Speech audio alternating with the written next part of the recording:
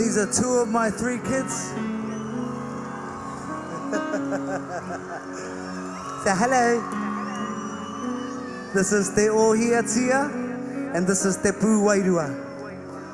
This is my last song, Tahiti. Even though this is the first time, it's not the last time I'm going to be here. But I want to leave you with this. You guys are incredible.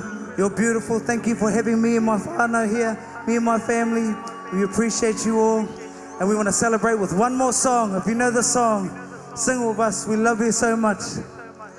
Aroha nui kia koutou. This is Aotearoa. No tawhiti, no tata, no te whenua, te Atua, tātou. Ahakoa no hia mai koe, ka whawhai tonu mātou no.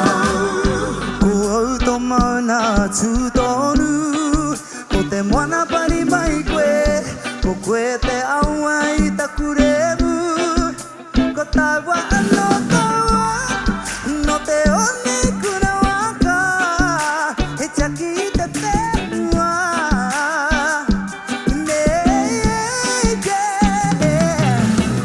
Aotearoa, iwi kaha tātou, he mana tuku I ho mai anō, Whenua haumako, Wairua ora, Whāia tōara. Come on, say! No tawhiti, no tata, no te whenua.